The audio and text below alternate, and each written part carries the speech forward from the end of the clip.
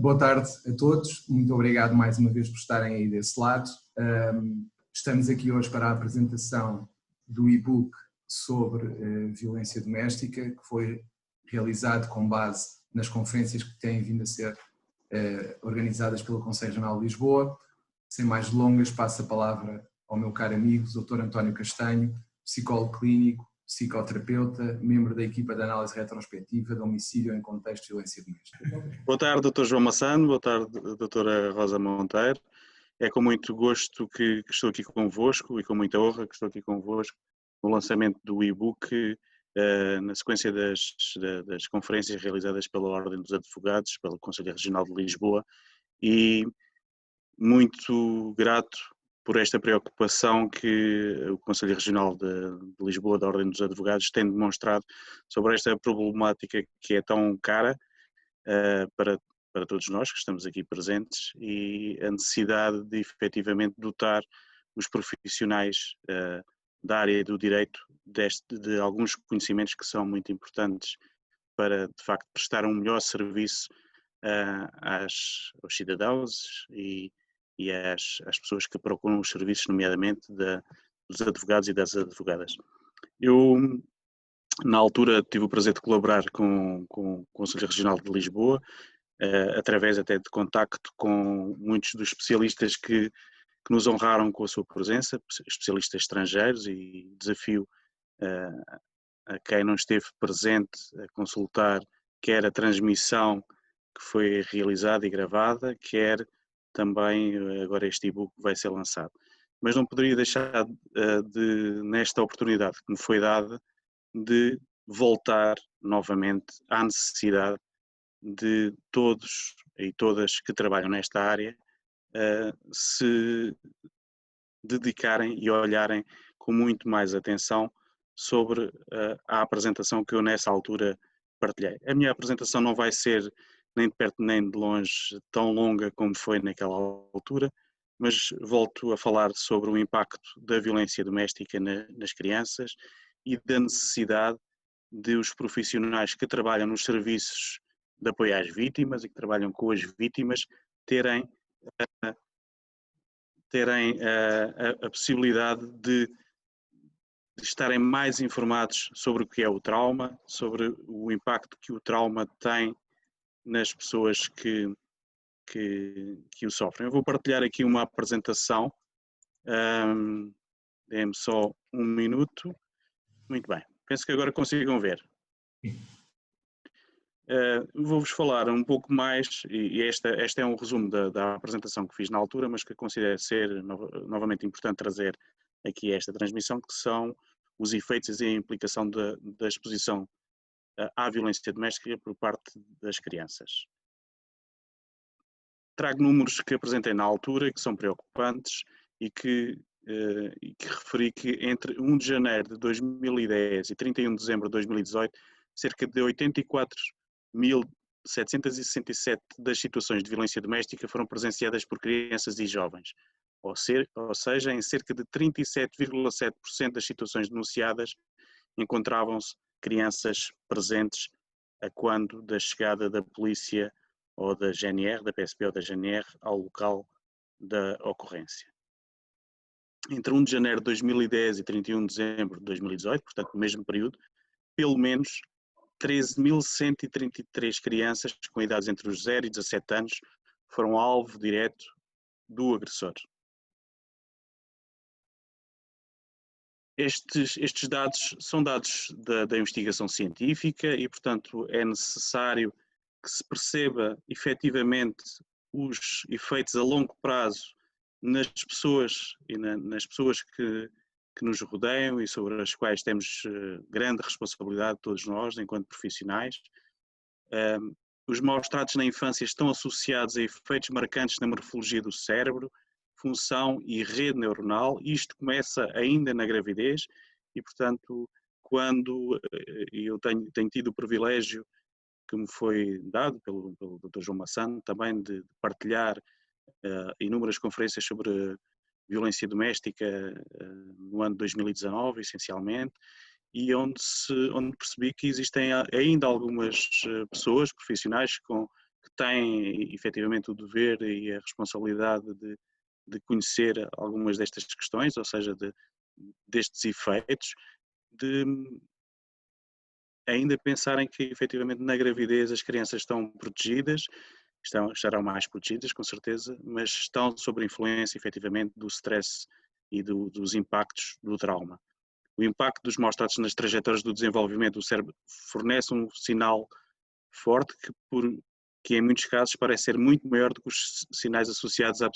psicopatologia per se. Ou seja, os sinais que são visíveis ou os sinais que são invisíveis por vezes são muito mais complicados do que aqueles que são visíveis. Os maus tratos na infância estão associados a alterações estruturais e a funcionais nos principais componentes do circuito de detecção e resposta a ameaças.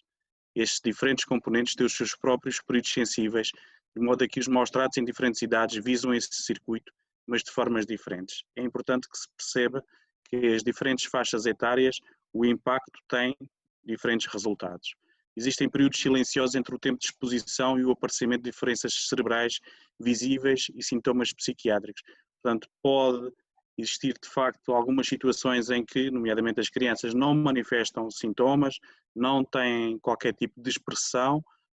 e depois, mais tarde, na adolescência ou na idade adulta, surgem então as tais questões.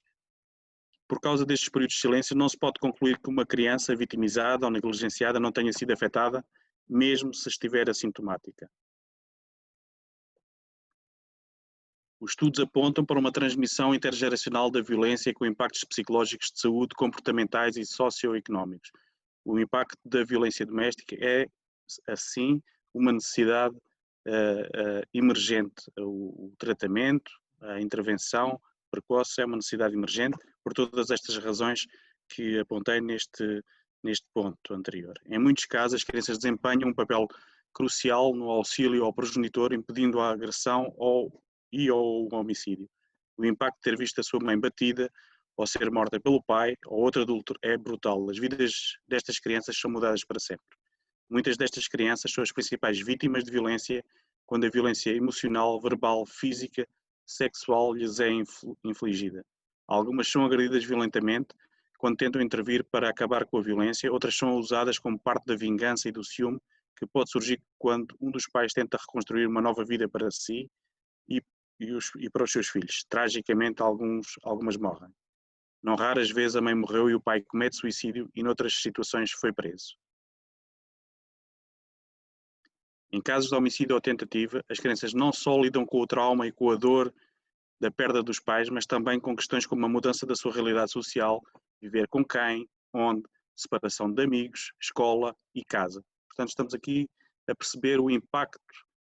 avassalador que qualquer destas situações pode ter sobre a vida de uma criança. Para alguns, isto pode significar o fim de algumas relações de família, enquanto outros podem ter de lidar com o contacto permanente com o agressor, inclusive com visitas à prisão ou tentativas de contacto. Outros, após a tragédia, podem ainda ser sujeitos a disputas de guarda entre parentes do lado materno ou paterno. E nesta perspectiva, de facto, as questões relacionadas com a prática da advocacia começam a estar ainda muito mais presentes na vida destas crianças. Muitas crianças têm ainda de viver não só com a vergonha de serem filhos de um homicida, mas também com a culpa de não terem sido capazes de impedir um desfecho trágico. O impacto da violência no cérebro, a exposição a hormonas do stress no cérebro em desenvolvimento tem consequências ao nível do desenvolvimento cognitivo, afetivo e psicossocial, na formação adequada do eu, na regulação de afetos e controle de impulsos, na formação e manutenção saudável, segura das relações e vinculações da idade adulta, na expressão genética e, portanto, famílias e gerações anteriores que tenham passado por processos de violência doméstica, os padrões repetidos têm influência na expressão genética, o trauma tem influência na expressão genética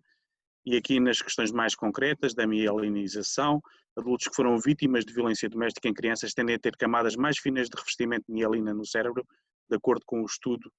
desta Universidade do Canadá. Na morfologia neuronal, na neurogênese e na sinaptogênese. Trago-vos aqui, e depois deste enquadramento um bocado mais teórico, trago-vos aqui a minha prática, uma das experiências que tive, das inúmeras experiências que tive em termos de contexto clínico. Podem observar aqui nesta cadeira duas manchas de suor bastante evidentes. Uma numa almofada e uma mancha de suor mais acima, onde o paciente tinha a cabeça encostada. Esta fotografia foi já tirada numa terceira sessão que eu tive com este paciente. Recebi em tempos este paciente, João, de 30 anos, nome fictício. O João procurou-me, pois queria ver-se livre dos ataques de pânico que sofria há mais de 10 anos. Havia experimentado tudo no que diz respeito à medicação, sem grandes resultados. Nos primeiros tempos a medicação ajudava a controlar as emoções e a reduzir a ansiedade, mas depois deixou de fazer efeito. No decorrer do acompanhamento psicoterapêutico, percebi que o João tinha grandes dificuldades em manter relações amorosas, duradouras. Ao fim de 3 meses, normalmente, as relações acabavam. Além de ter ataques de pânico, que se manifestavam essencialmente durante a noite, tinha pesadelos, disfunção erétil e uma baixa autoestima que era evidente. Apesar de ser um jovem com boa figura, manifestava uma grande insegurança com a sua imagem e sempre que tinha que falar em público. A baixa autoestima e autoimagem prejudicava o seu desempenho profissional. Quando tinha de falar em público, ficava muito ansioso e suava profusamente. Tinha muita vergonha sempre que o tinha que fazer, até porque as pessoas se apercebiam rapidamente que ficava com a camisa encharcada. Numa das noites em que o João, e aqui não está no slide, mas uma das noites em que o João tem memória do evento de violência doméstica, o João apercebeu-se que existiam ruídos que vinham do quarto dos pais. Quando entrou no quarto dos pais, percebeu que a mãe estava a ser estrangulada pelo pai. Ele e o irmão mais novo, 2 anos, estavam à porta do quarto. Quando entraram, ele gritou, o pai parou, mas desde aquela noite que o João dormia mal. Sentia que tinha que proteger a mãe e o irmão. Todas as noites se mantinha atento aos ruídos que vinham do quarto e muitas vezes foi em socorro da mãe. O João não queria que o seu irmão chorasse e fazia tudo para que este não acordasse e não corresse perigo. Portanto, estamos a falar de uma primeira memória que ele tem acesso. Ele tinha 4 anos que se lembra desta memória e o irmão tinha 2 anos. Assim que ouvia barulho, desde esse dia, barulho de choro, gritos ou coisas a partir, saltava da cama e corria para junto da porta do quarto dos pais e, se fosse preciso, entrava. A partir de determinada altura, ele e o irmão começaram a ter enurese. Sempre que isso acontecia, o pai colocava-os na banheira e dava-lhes banho de água fria para aprenderem a não fazer xixi na cama. Quando isso acontecia no inverno, o pai saía de casa e ia buscar urtigas e esfregava-lhes no corpo para aprenderem a não fazer xixi na cama. Na primeira sessão, apesar de o gabinete... o João agora só queria ter paz. Só agora se havia apercebido da razão de todo o sofrimento atual. Percebeu também por que razão os ataques de pânico aconteciam sempre à noite. O seu corpo tinha registado a memória dos traumas vividos. Recordar-vos ou dizer-vos que, efetivamente, sempre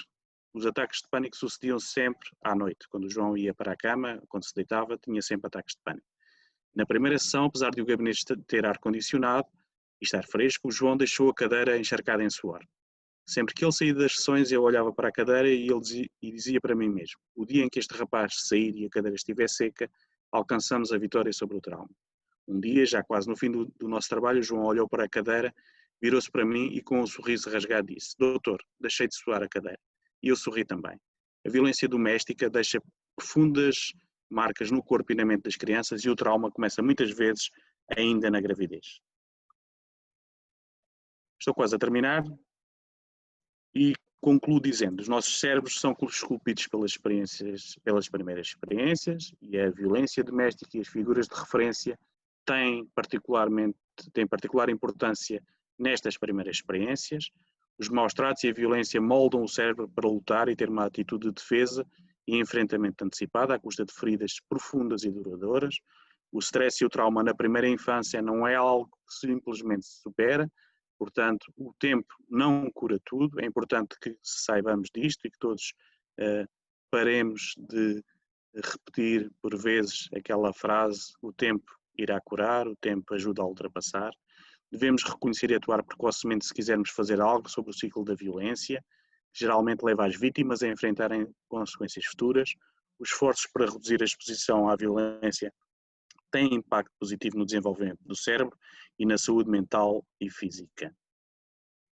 Todos os profissionais que trabalham com vítimas e, por tal, com responsabilidade acrescida, devem estar informados sobre o que é um evento traumático, o que é trauma e a forma como este pode condicionar a vítima nas interações com o sistema que a deve proteger. Devemos também ter consciência que a intervenção precoce tem resultados efetivos e a intervenção precoce muda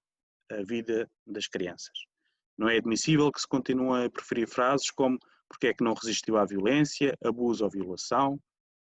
porque é que não se separou quando era uma pessoa autónoma e independente.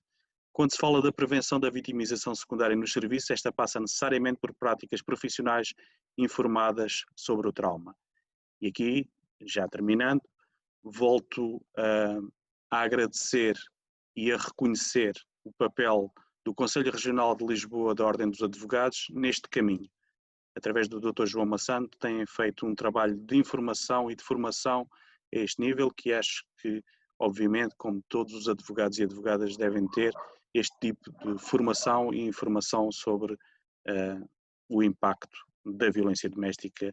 na vida das crianças, na vida dos adultos e na vida da sociedade em geral. Muito obrigado pela vossa atenção e muito obrigado novamente ao Dr. João Massana, à Dra. Rosa Monteiro, por esta possibilidade que me deram de intervir neste lançamento do e-book. Muito obrigado, António, pela tua exposição, mais breve do que nas nossas conferências, seguramente, em que, não obstante eu te deixar falar à vontade, e deixava, mas de facto tu falavas e não cansavas ninguém, apesar do tempo que por vezes eu reconheço que chegava a roçar a hora e um quarto, mas era sempre extremamente interessante porque trazias casos reais que nos interessavam e que nos faziam compreender todo este flagelo. Antes de passar à nossa convidada de honra, que nos deu, e passa a redundância, a honra de estar presente nesta apresentação, a Sra. Secretária de Estado para a Cidadania e a Igualdade, Dra. Rosa Monteiro, eu gostaria de deixar umas breves palavras nesta apresentação. Eu leria a nota introdutória ao livro, que penso que faz um panorama claro de tudo o que tem sido feito pelo Conselho Regional de Lisboa nesta matéria. Eu começaria por referir que a violência doméstica é definida pela Associação Portuguesa de Apoio à Vítima como qualquer conduta ou omissão de natureza criminal, reiterada ou intensa, ou não, que inflige sofrimentos físicos, sexuais, psicológicos ou económicos, de modo direto ou indireto, a qualquer pessoa que resida habitualmente no mesmo espaço doméstico ou que, não residindo, seja cônjuge ou ex-cônjuge, companheiro ou ex-companheiro, namorado ou ex-namorado, ou progenitor de descendente comum, ou esteja, ou tivesse estado em situação análoga, ou que seja ascendente ou descendente por consanguinidade, adoção ou afinidade. Este é o quadro de um dos crimes deste século, que até há bem pouco tempo tinha uma expressão popular que infelizmente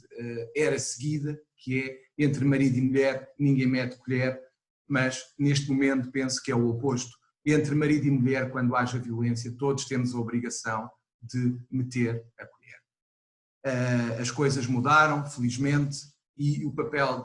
da mulher alterou-se para melhor e o reconhecimento da sua importância social tem vindo a crescer, até ao ponto de nós homens já temos que fazer uso de leis de paridade para conseguir ter presença em algumas associações públicas, nomeadamente na Ordem dos Advogados. Uma lei que foi criada para proteger as senhoras, neste momento, na Ordem dos Advogados, é utilizada para proteger a presença masculina em órgãos da Ordem dos Advogados, o que não deixa de ser curioso como as coisas evoluíram. Os dados da violência doméstica e no namoro comprovam que enfrentamos um flagelo civilizacional com contornos preocupantes. O relatório anual de 2019 da APAV apontava que cerca de 79% dos crimes contra as pessoas, vida ou integridade física, estavam relacionados com violência doméstica, aqui se incluindo os maus-tratos físicos e psíquicos à luz do artigo 152 do Código Penal. Estamos a falar de uma média diária de 65 vítimas. De acordo com a União de Mulheres Alternativa e Resposta, o MAR, Entre 2004 e 2018, registou-se que 503 mulheres foram agredidas letalmente num contexto de intimidade. Em 2017, morreram 20 pessoas do sexo feminino, no ano seguinte o número aumentou para 28 e em 2019 chegámos às 35 mortes. Quanto à violência doméstica no masculino, conta igualmente com um aumento percentual de 33,4% de 2013 para 2018. De acordo com a APAV, durante aquele período foram registados um total de 2.745 homens adultos vítimas de violência doméstica, uma média superior a 400 vítimas por ano, mais do que uma por dia. O mesmo cenário pode ser apresentado quanto à violência no namoro que, 2018 para 2019, quase duplicou, de acordo com o Estudo Nacional da Violência no Namoro de 2019, da UMAR. Integrando comportamentos de controle, perseguição, violência sexual, violência através das redes das redes sociais, violência psicológica e física. Mais grave ainda, de acordo com o mesmo estudo, cerca de 67% dos jovens entende ser natural a prática destas condutas. No contexto atual de pandemia, todos somos bombardeados com números relativamente ao aumento do crime deste tipo de atitudes pelas redes sociais, o que nos deve levar a adaptar as nossas defesas e as nossas formas de prevenção em relação a este fenómeno. De acordo com o Observatório de Mulheres Assassinadas da UMAR, foram praticados 4 femicídios, 3 deles ocorreram durante o período de estado de emergência, 9 tentativas de femicídios, 3 delas durante o período de estado de emergência e 33 ameaças de morte, 18 delas durante o período de estado de emergência. Tendo em conta as notícias em Portugal entre 1 de março de 2020 e 31 de maio de 2020. Embora as tentativas de femicídios se mantenham em média relativamente semelhantes às tentativas contabilizadas em anos anteriores, o número de femicídios aparentemente diminuiu. Importa referir que estes dados devem ser analisados com cautela, dado que, no período temporal abrangido, foi dado um especial destaque, porventura exagerado, à cobertura jornalística da pandemia, o que pode, em certa medida, ter ocultado o registro mediático dos femicídios em Portugal. Para além disso, e este fator para mim é extremamente importante, o medo vivenciado por muitas mulheres neste período de confinamento obrigatório pode ter contribuído para que algumas delas se esforçassem para ser mais complacentes em relação às exigências do agressor durante o período em que estiveram obrigadas a permanecer fechadas em casa. Ou, ainda, as medidas implementadas durante a pandemia para a prevenção da violência doméstica e para facilitar o acesso das vítimas a serviços de apoio também podem ter contribuído para evitar que mais mulheres tivessem sido assassinadas durante este período. Isto significa que estes dados apontam para a importância de se continuar a implementar medidas para a prevenção da violência de género em Portugal. Portugal tem assumido um papel ativo no combate à violência doméstica e no namoro, sendo a Convenção do Conselho da Europa para a Prevenção e o Combate à Violência contra as Mulheres e a Violência Doméstica, Convenção de Istambul, um excelente exemplo a explanar. Portugal foi o terceiro Estado-membro do Conselho da Europa e o primeiro da União Europeia a ratificar esta Convenção, aprovada pela Resolução da Assembleia da República nº 4 de 2013 e ratificada pelo Decreto do Presidente da República nº 13 de 2013. Quanto a vários estudos realizados, todos apontaram para a necessidade de se apostar numa maior prevenção através de ações de sensibilização que consciencializem para o problema, nomeadamente para as diversas formas de que este crime pode assumir: emocional, psicológico, intimidação física, isolamento social, abuso económico e violência sexual, e as consequências, tanto psicológicas, físicas e sociais, que se manifestam após a vitimização. Foi neste contexto que o Conselho Regional de Lisboa da Ordem dos Advogados decidiu dotar todas as advogadas e advogados de um conjunto vasto de ações de formação territorialmente dispersas por 13 comarcas do seu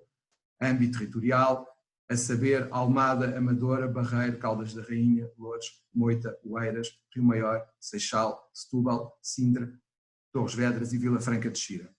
além, naturalmente, de Lisboa, onde as mais diversas temáticas relacionadas com este tipo de ilícito foram abordadas no total de 17 conferências. A título meramente exemplificativo de salientar a marcha do processo penal, a investigação criminal, o adiantamento de indenização e o pedido de indenização civil, a articulação entre o tribunal e as outras jurisdições, o estatuto da vítima e as suas características, a par dos agressores, a criança como vítima da violência doméstica, o exercício da parentalidade, o patrocínio judiciário da vítima nos crimes de violência doméstica, a igualdade, cidadania e não discriminação, a Convenção de Istambul, a ida ao hospital pela vítima e as taxas moderadoras, as medidas de controle da cibercriminalidade, mensagens eletrónicas e telefónicas, o femicídio, o controle coercivo e stalking, ou ainda uma análise das especificidades e missões da equipa móvel de apoio à vítima da APAV e do programa IAV, o programa da GNR de investigação e apoio a vítimas específicas. Estas formações estiveram a cargo de um vastíssimo leque de oradores multidisciplinares, ilustres especialistas em diversas áreas do conhecimento, por exemplo, psicologia, criminologia ou direito,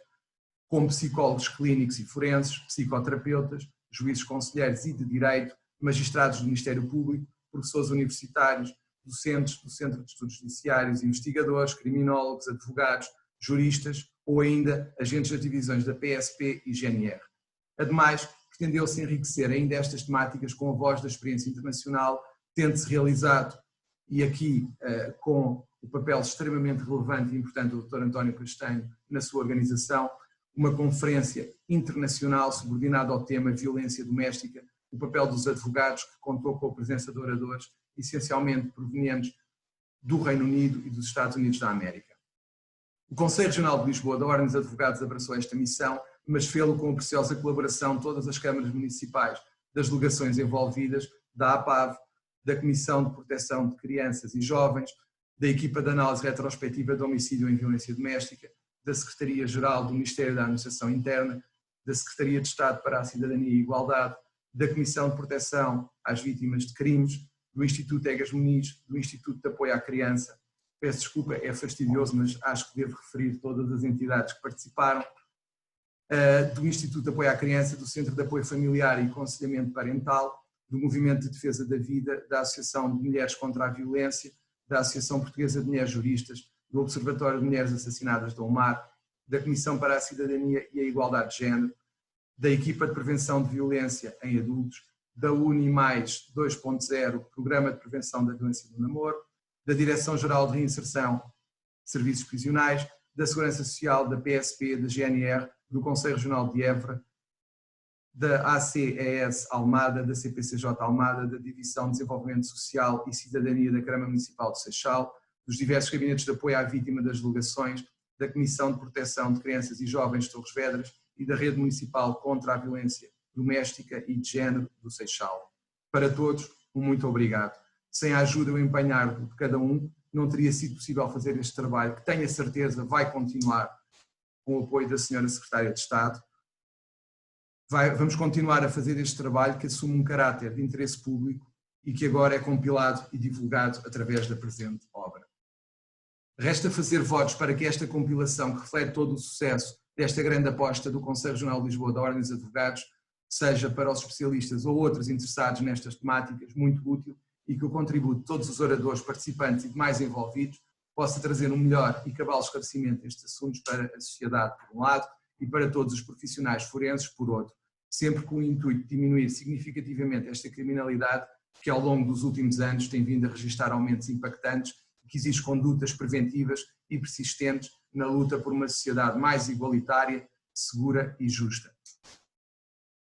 Tenho, naturalmente, que sublinhar a essencialidade da presença do advogado no acompanhamento à vítima desde o momento da apresentação da queixa e, de facto, das críticas mais recorrentes ao sistema que tem vindo a ser feito e nas várias conversas que tem tido com vítimas de violência doméstica e nas várias conferências, em diversas intervenções que tenho ouvido de diversos oradores, uma das coisas que se queixam sempre é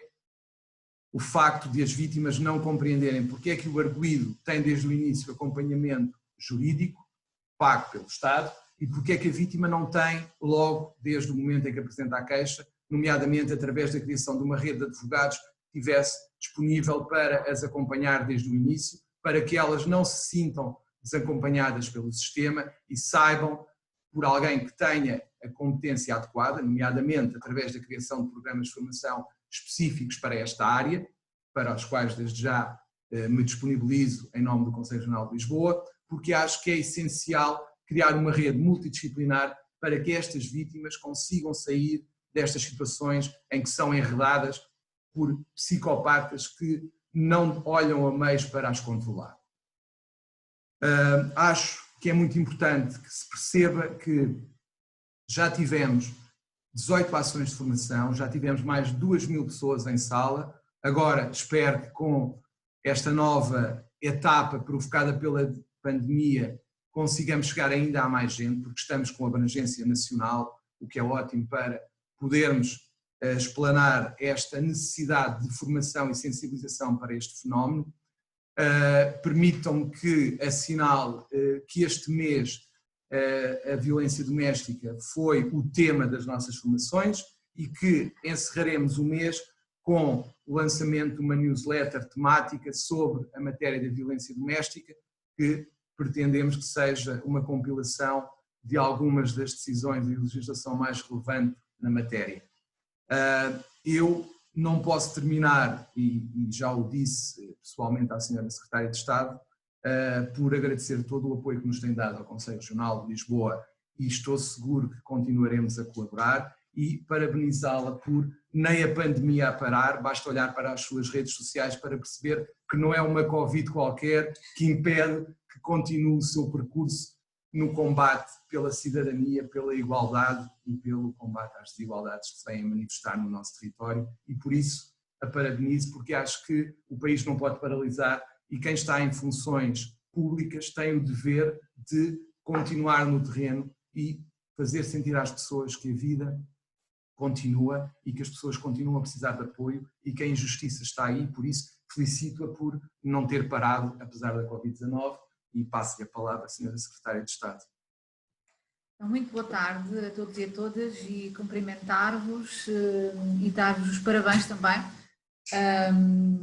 em resposta aqui ao elogio do Dr. João Massano. De facto, as vidas não podem parar, não obstante as medidas de contingência que temos de adotar e de tomar, e não podem parar porque a circunstância de isolamento, de confinamentos e desconfinamentos traz, e de crise pandémica que vivemos, evidentemente traz vulnerabilidades ainda mais agudizadas à situação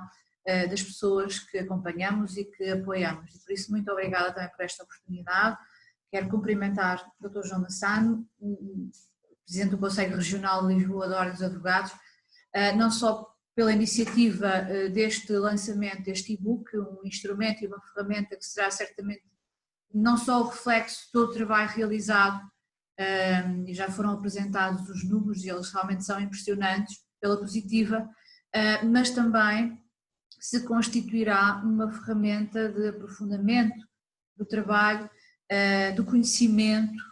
para uma maior qualificação e envolvimento de todos os intervenientes nesta verdadeira batalha que travamos também na esfera forense, na esfera e no sistema de justiça, que é tão decisivo, como sabemos, nesta matéria, e vai ser imenso o trabalho desenvolvido e também com a minha presença reafirmar não só a minha disponibilidade, mas vontade e necessidade que temos de trabalhar de forma ainda mais articulada e conjunta. Estender este cumprimento, evidentemente, ao Dr. António Castanho, que nos acompanha, que nos apresentou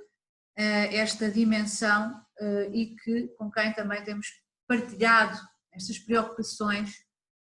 que não são, digamos assim, paralelas ao core de intervenção na prevenção e combate à violência doméstica, mas têm cada vez mais de ser centrais, que é a dimensão do impacto direto que tem nas crianças e, portanto, no desenvolvimento de qualquer ser humano que se vê vítima direta, e hoje consideramos já as crianças como vítimas diretas, e isto muito se deve a esta evolução de concepções e de abordagens, também muito se deve a pessoas como o Dr. António Castanho, que tem sistematicamente e nos vários espaços trazido conhecimento e informação acerca desta multidimensionalidade, desta complexidade das questões da violência e da discriminação. E, enfim, cumprimentar todas as pessoas que assistem, que partilham, evidentemente também connosco, estas preocupações e estas necessidades de encontrarmos vias mais estruturadas, mais articuladas de intervenção para este problema, para este ilícito. Como estava a referir, este e-book é o resultado de muitas intervenções, tem uma perspectiva aqui muito importante que é interdisciplinar e, portanto, ele é uma ferramenta decisiva na prevenção e combate à violência doméstica, que exige, de facto, a mobilização de toda a sociedade, de todos os setores da sociedade, e em particular daqueles e daquelas que, no âmbito do sistema judicial e na relação com a sua constituinte, encontram também um espaço de luta contra a discriminação e a violência. E reitero aquilo que referiu o Dr. João Massano, a centralidade, de facto, destas profissionais e a centralidade do sistema de justiça nesta matéria. Realmente a evolução que temos verificado do maior reconhecimento público, académico e profissional da intervenção no domínio da violência doméstica tem-nos alertado e entusiasmado num sentido que é de conferir cada vez mais solidez e robustez na resposta de todos os sistemas para a prevenção e combate a este crime. E também para apoio, evidentemente, às vítimas, às suas vítimas. E isto passa e assenta, na minha perspectiva, por um trabalho muito forte de transmissão de informação, de conhecimento para o desenvolvimento também de competências. E transmissão de informação a toda a população,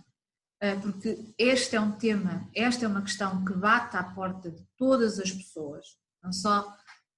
das mulheres, que são, sabemos, os dados estatísticos indicam-nos,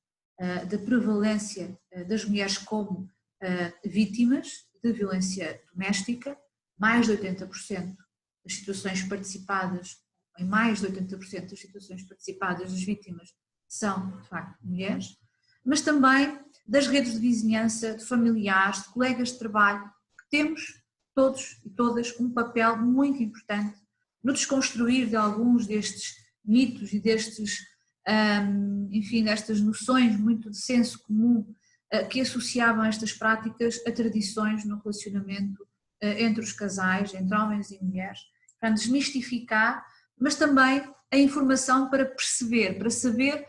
sinais e também informação para saber como ajudar, como apoiar, evitando muitas vezes intervenções voluntaristas que não só acabam por reforçar o risco incorrido pelas próprias vítimas, mas também de quem se propõe, digamos assim, ajudar. E esse é um trabalho que temos vindo a fazer, com campanhas massivas, no sentido também de não ser só, e destas campanhas não representarem apenas um alerta e uma consciencialização para a ação, mas suportarem uma ação efetivamente informada e que possa realmente resultar e resolver, ou ajudar a resolver tantas situações. Informação também das próprias vítimas, para que possam fazer as suas escolhas, conhecendo as respostas existentes, conseguindo antecipar com segurança quais são as estruturas e os mecanismos que terão ao seu dispor, porque é muito importante, como o Dr. João dizia e o Dr. António, não deixar as vítimas sozinhas. Portanto, há um conjunto de estruturas que podem e devem, e de áreas de intervenção profissional que podem e devem ser mobilizadas, mas é preciso, cada vez mais, que as pessoas vítimas tenham delas conhecimento, e só assim nós teremos o tão desejado aumento de denúncias. Quando nós falamos do aumento de números, do aumento de participações, do aumento de denúncias, esse para nós é precisamente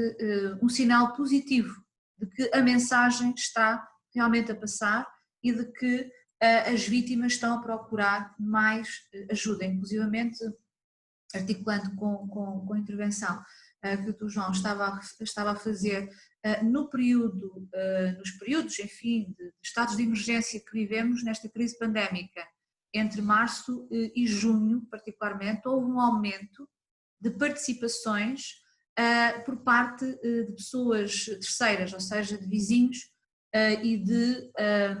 pessoas conhecidas, de colegas, de familiares. Isto significa que, de facto, a informação, a transmissão de informação resultou e, portanto, tivemos maior mobilização e consciencialização de que esta rede de apoio existe e de que existem alternativas e soluções e de que a violência não pode ser vista como um fatalismo. Mas também consciencialização e informação, por exemplo, dos órgãos de comunicação social, temos de evitar, e esta é uma luta que travamos, evitar um certo estilo voyeurista que graça em alguns órgãos de comunicação social, em alguma imprensa, em algumas redes sociais que expõem de facto as vítimas nos seus detalhes mais privados, mas também que transmitem informação errada e até preconceituosa, culpabilizando muitas vezes a vítima ou procurando justificações para aquilo que não pode ter justificação alguma, romantizando inclusivamente a violência, considerando-a como crime passional. Enfim, o ano passado, 2019, foi um ano particularmente crítico neste domínio. Tivemos um início de ano, os primeiros 3 meses, verdadeiramente dramático, número de homicídios no quadro de violência doméstica, e mobilizámos todos os grupos de comunicação social do país, e foi possível, digamos assim, chegar a um consenso e um acordo, pelo menos com estes grupos, no sentido de terem mais cuidado com estas mensagens, com a forma como noticiam as situações de violência doméstica, e fizemos mesmo um guia de boas práticas para os órgãos de comunicação social na prevenção e combate à violência doméstica. Mas também, por último, não menos importante, a informação e a capacitação de profissionais de setor-chave, dentre os quais destacamos de facto a justiça. Não só na atualização de competências técnicas, que são, digamos assim, únicas, exclusivas, que marcam a intervenção profissional e técnico-científica de cada área, mas também sobre as dimensões psicológica e sociológica da violência. Aliás, este contributo do Dr. António Castanho e muitos outros também neste e-book, que felicito pela sua qualidade em termos substantivos,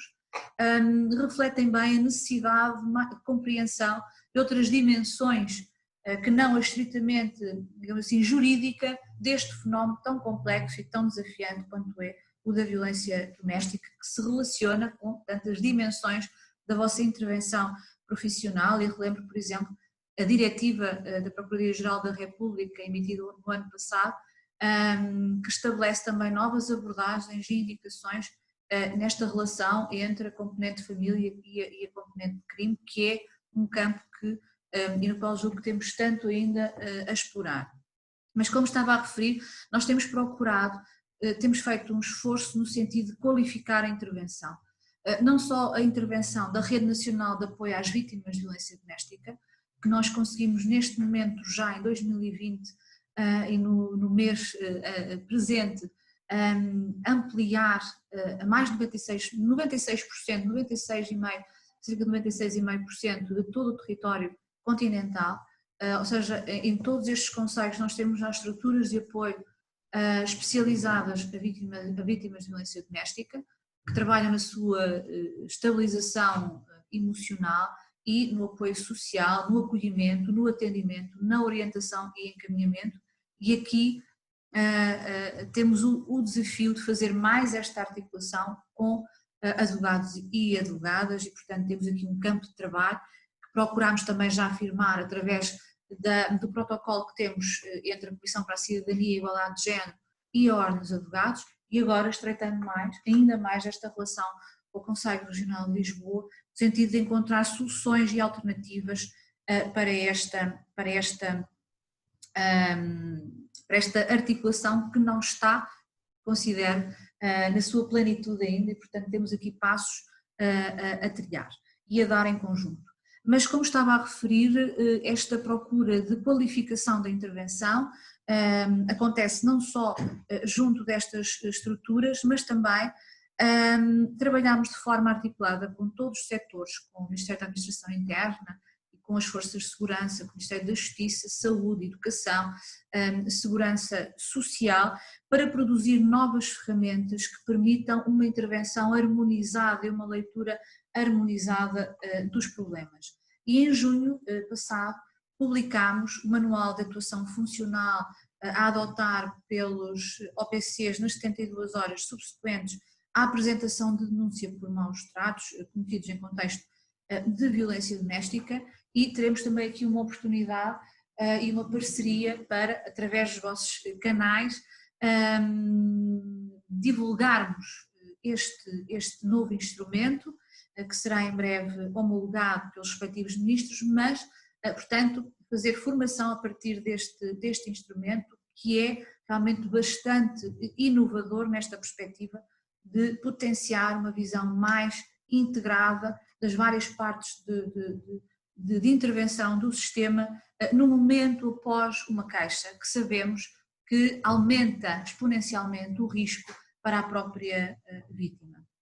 Também produzimos um guia de intervenção integrada junto de crianças e jovens vítimas de violência doméstica,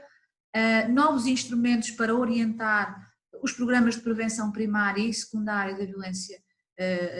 contra as mulheres e violência doméstica. Estamos a explorar caminho no sentido de traduzir estas ferramentas e este olhar mais atento sobre as crianças e jovens vítimas de violência doméstica, não só no sentido de dotar os profissionais de vários setores destas novas ferramentas, de mais conhecimento, de mais informação, mas também, muito brevemente, espero mesmo que muito brevemente, irei lançar, através da Comissão para a Cidadania e Igualdade de Género, um novo aviso de financiamento para dotar a Rede Nacional de Apoio às Vítimas de Violência Doméstica de profissionais da área da psicologia que prestem apoio psicológico e psicoterapêutico a crianças e jovens que estão também nas estruturas da nossa rede. Mais de 50% das pessoas que se encontram em casas de abrigo ou estruturas de acolhimento de emergência são crianças que acompanham as suas mães. E aquilo que nós pretendemos é que estas tenham um acompanhamento adequado e específico à sua realidade, tal como o Dr. António Castanho também referiu, e o mesmo as que nos chegam às estruturas de atendimento. E agradecer aqui também ao Dr. António por me ter ajudado também a encontrar as melhores soluções para esta nova área de intervenção que quero desenvolver, porque considero que não podemos continuar com estas margens invisíveis de pessoas, as crianças e as pessoas idosas, no quadro daquilo que é a intervenção em termos de violência contra as mulheres e violência doméstica. E também temos novas ferramentas ao nível da formação e capacitação, produzimos um plano anual de formação intersetorial, que estamos neste momento a lançar, um financiamento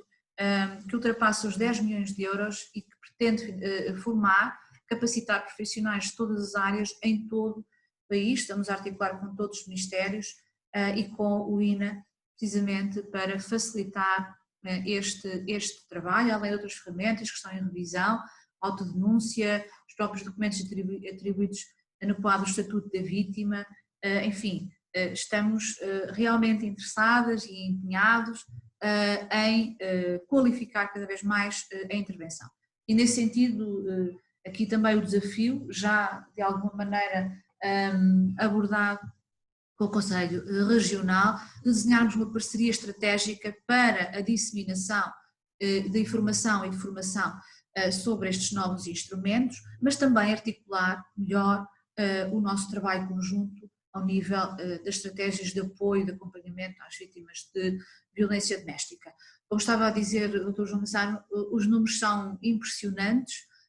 Evidentemente que os números, quanto mais participações tivermos anualmente, melhor sinal será de que o trabalho está a resultar. O ano passado tivemos, segundo os dados do RASI, cerca de 30 mil participações, o que é um fator que revela esta maior vigilância e também capacidade das vítimas para saírem de uma situação, romperem com uma situação de violência. No quadro da pandemia, desde março, montámos um plano de contingência macro, porque o nosso objetivo foi que a atenção mediática sobre a pandemia, sobre as questões da doença da Covid, não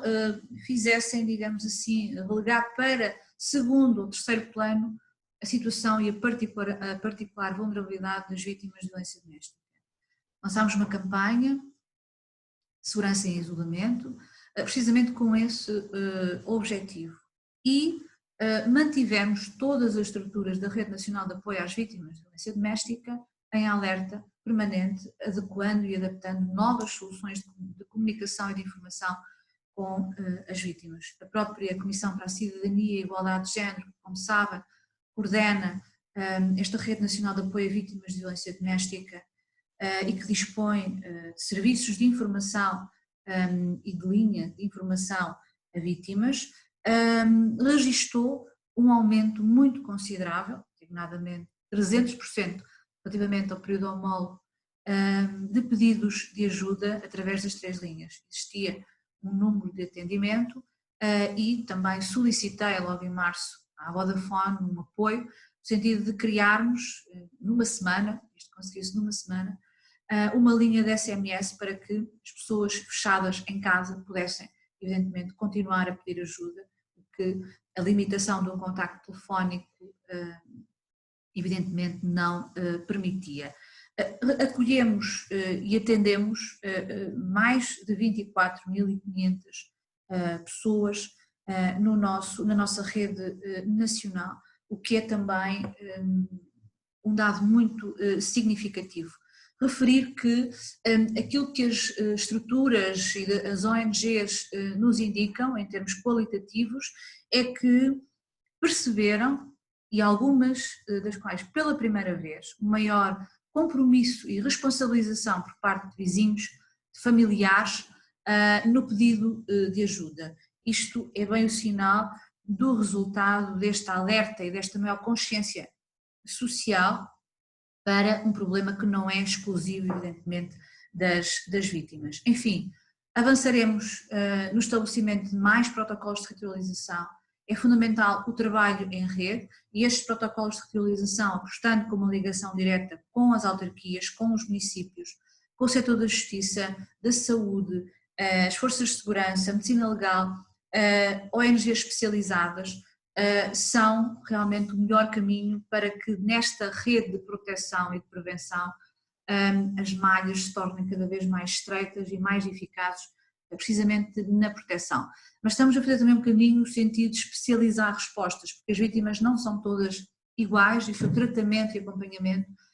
carece desta especialização. Criámos estruturas de acolhimento para vítimas, mulheres vítimas com deficiência, com problemas de saúde mental, para homens, também aqui uma dimensão sublinhada pelo Dr. João Massano, para vítimas LGBTI, e estamos neste momento a avançar para respostas especializadas para mulheres idosas vítimas de violência, com 3 novas soluções de acolhimento na região Norte, Centro e Alentejo, para crianças, como já referi, e também pela criação nos Centros Nacionais de Apoio a Migrantes de gabinetes de apoio a vítimas, pela especificidade e também particular vulnerabilidade que as pessoas migrantes enfrentam quando estão em situação de violência. Enfim, trabalhamos com uma rede ampla de parcerias, como já referi, ONGs, autarquias, empresas, forças de segurança, e queremos realmente estreitar a relação com a Ordem dos Advogados e por isso toda a disponibilidade, todo o interesse, também para se juntarem a nós. Novembro é o mês em que assinalamos o Dia para a Eliminação, o Dia Internacional para a Eliminação de todas as formas de violência contra as mulheres, o dia 25 de novembro. Estamos a preparar um conjunto de iniciativas, de atividades, não só ao nível de uma campanha nacional que fazemos sempre, mas também de envolvimento de novos protagonistas nesta missão, e fica aqui o convite precisamente ao Conselho Regional e a todos e a todas vocês para estarem connosco nesta luta. Muito obrigada. Muito obrigado, Sra. Secretária de Estado. O convite já está aceito, naturalmente. Pode contar com o Conselho Regional em tudo o que entender que poderemos ser úteis. E, de facto, é a nossa intenção, porque eu há pouco não o disse, mas eu entendo, e o Conselho Regional de Lisboa tem entendido, que os advogados têm uma missão social e que não podem viver afastados da sociedade e que têm que assumir o seu papel dentro da sociedade, porque os advogados, neste caso específico, são a porta de entrada de muitas destas situações, quer pela via dos agressores, quer pela via das vítimas. E se estivermos todos e todas conscientes para esta problemática e sensibilizados para a forma mais adequada para lidar com este flagelo, tenho a certeza que os próprios advogados podem ser agentes de mudança em comportamentos dos próprios agressores e das próprias vítimas, assim saibam perceber, quando eles chegam aos seus escritórios, o que têm que fazer, para onde têm que os encaminhar para tentar prevenir situações mais graves no futuro. Por último, não posso deixar de, antes de encerrar esta sessão da apresentação do livro, deixar aqui um expresso agradecimento a toda a equipa do Conselho Regional de Lisboa que permitiu que este e-book fosse lançado hoje, quer a estrutura do Conselho Regional de Lisboa, quer as suas delegações que participaram e que colaboraram na organização de todas as conferências que têm sido realizadas. A todos, um muito obrigado. E espero que este livro seja útil para todas e para todos e que no futuro possamos voltar para o lançamento de um novo livro sobre esta temática ou sobre outra temática que tenha a ver com a igualdade de género. Muito obrigado e até à próxima.